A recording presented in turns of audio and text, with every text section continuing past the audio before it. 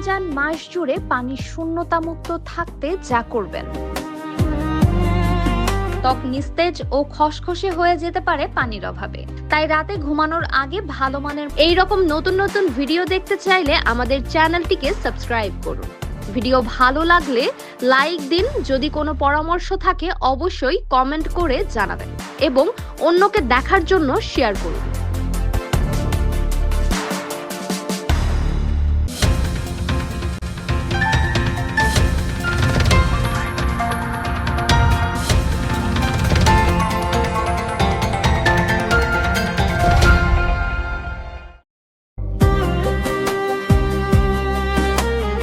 রমজান মাস জুড়ে পানির শূন্যতামুক্ত থাকতে যা করবেন। রমজান মাস মানে সিয়াম সাধনার মাস মুসলিম উম্মাহর, আর তাই তো এই মাসে সিয়াম সাধনা করতে হয়, যা দিনের বেলায় কোনো খাবার খাওয়া ছাড়া থাকতে হবে মুসলমানদের, যা ইফতারের আগ মুহূর্ত পর্যন্ত এমনকি কোনো কিছুই খেতে পারবে না।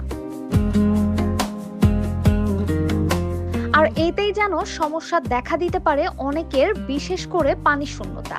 তাহলে এর করণীয় কি? রোজা রাখলে হালকা পানি শূন্যতা দেখা দিতে পারে।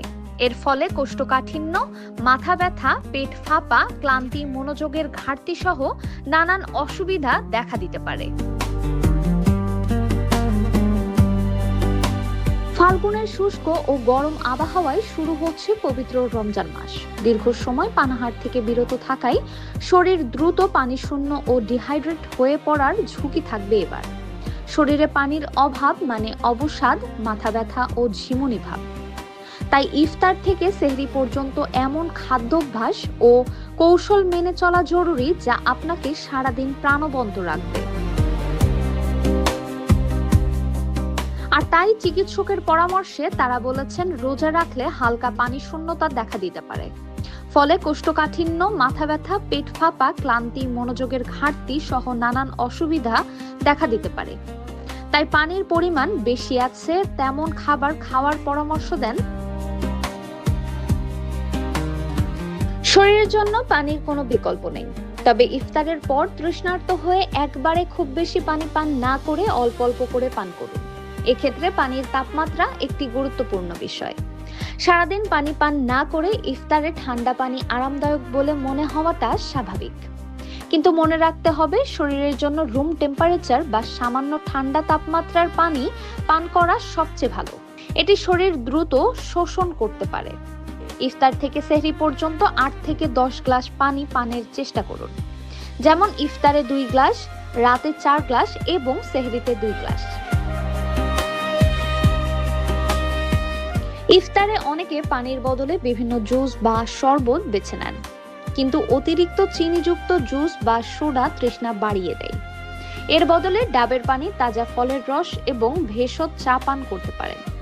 তৃষ্ণা মেটাতে শুধু পানির ওপর নির্ভর না করে মেনুতে পানি সমৃদ্ধ খাবার রাখুন। ইফতারের প্লেটে তরমুজ, কমলা, স্ট্রবেরি বা শসা রাখুন। সালাদে টমেটো, লেটুসের মতো খাদ্য উপাদান রাখুন। সেহরি বা ইফতারে ডাল, সবজি ও মুরগির স্যুপ রাখুন।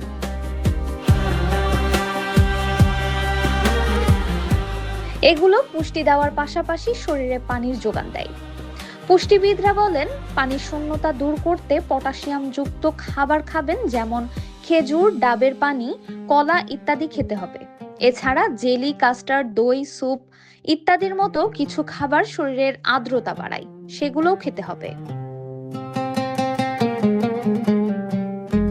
সেহরিতে এমন খাবার খান যা ধীরে ধীরে শক্তি দেয় এবং দীর্ঘক্ষণ তৃষ্ণা কম রাখে। এমন খাবারের মধ্যে লাল চালের ভাত, চিড়া, মুড়ি, খিচুড়ি, সাবুদানা বা মিষ্টি আলু দীর্ঘক্ষণ পেটে থাকে। অন্যদিকে অতিরিক্ত লবণাক্ত বা মশলাযুক্ত খাবার থেকে দূরে থাকুন। আচার বা প্রক্রিয়াজাত খাবার তৃষ্ণা কয়েক গুণ বাড়িয়ে দেয়। পুষ্টিবিদরা বলেন, যেসব খাবার এড়িয়ে চলবেন রমজান মাসের জন্য, সেগুলোর মধ্যে আছে অতিরিক্ত ভাজা পোড়া ও লবণাক্ত খাবার এবং কৃত্রিম ও অতিরিক্ত ঘন শরবত। শরীরে পানির অভাব হলে তার প্রথম ছাপ পড়ে ত্বকে। ত্বক নিস্তেজ ও খসখসে হয়ে যেতে পারে পানির অভাবে। তাই রাতে ঘুমানোর আগে ভালো মানের ময়শ্চারাইজার বা হাইলুরনিক সিরাম ব্যবহার করুন। সপ্তাহে একদিন স্ক্রাবিং বা পিল ব্যবহার করলে ত্বক সতেজ থাকবে। রমজানে ইবাদত ও সুস্থতা দুয়েরই জন্য শরীরে পানির ভারসাম্য ধরে রাখা অপরিহার্য। নিজের শরীরের সংকেত বুঝুন এবং সচেতনভাবে খাদ্যাভ্যাস পরিবর্তন করুন। একটি স্বাস্থ্যকর ও আনন্দময় রমজানের প্রস্তুতি নিন এখন থেকে।